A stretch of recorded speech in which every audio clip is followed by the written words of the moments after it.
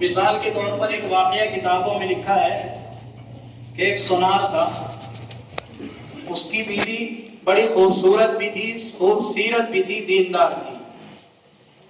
تو چونکہ اللہ نے اس کو دولت دے رکھی تھی، گھر کے نظام کو چلانے کے لیے، باہر کے سامان کو لانے لے جانے کے لیے ایک نوکر رکھا تھا۔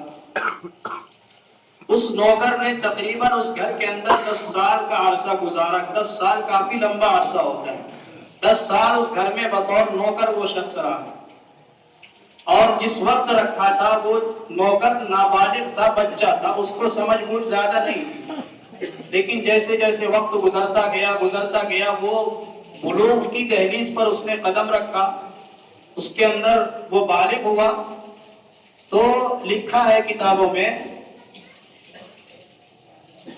کہ ایک دن حسب معمول جیسے وہ روزانہ سونار اپنے گھر آتا تھا تو اس کی بیوی اس کا خوشی سے استقبال کرتی تھی کہ خوش آمدید، بہت اچھے، آپ بہت اچھے طریقے سے آ گئے، بنا کسی پریشانی کے آ گئے، یعنی خوشی سے اس کا استقبال کرتی تھی۔ لیکن ایک دن ایسا ہوا کہ جب وہ سونار اپنے گھر میں آیا تو دیکھا بیوی زار و قطار رو رہی ہے، بہت زیادہ بے چین ہے۔ سونار نے پوچھا کہ کیا وجہ ہے، کیوں رو رہی ہو؟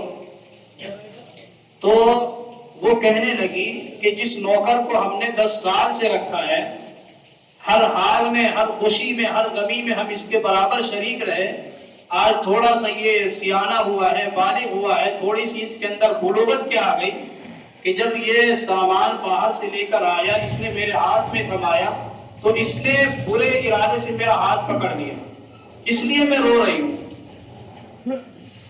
تو جب یہ بات اس سونار نے سنی تو وہ بھی بہت زیادہ رونے لگا۔ اب بیوی بڑا پریشان کہ معاملہ میرے ساتھ پیش آیا ہے، یہ کیوں رو رہے ہیں؟ تو پوچھا بیوی نے کہ آپ کو کیا دقت، پریشانی میرے ساتھ ہوئی، گناہ میرے ساتھ ہوا، آپ کیوں رو رہے ہیں؟ تو اس نے کہا کہ یہ غلطی اس نوکر کی نہیں بلکہ یہ غلطی خود میری ہے۔ کہا وہ کیسے؟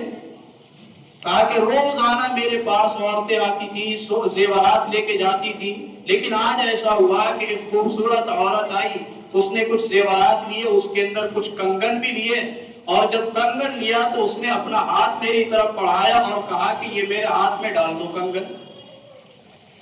تو اس وقت جب میں نے اس کے ہاتھ میں وہ کنگن ڈالا تو میں نے اس کے ہاتھ کو برے ارادے سے دبایا، تو وہی کام اللہ رب العزت نے آج میرے گھر میں کر کے دکھایا۔ تو اس واقعے سے میں یہ بتانا چاہتا ہوں کہ دیکھیے، ہم کہیں بھی گناہ کریں گے، چھپ کر کریں گے، کھل کر کریں گے، بڑا کریں گے، چھوٹا کریں گے، کہیں بھی گناہ کریں گے، اس کا وبال کسی نہ کسی صورت ہماری ذات پر آئے گا۔ خود ہماری بھی ذات پر آ سکتا ہے، ہماری بیوی بچوں کی ذات پر بھی آ سکتا ہے، کارخانوں میں بھی آ سکتا ہے۔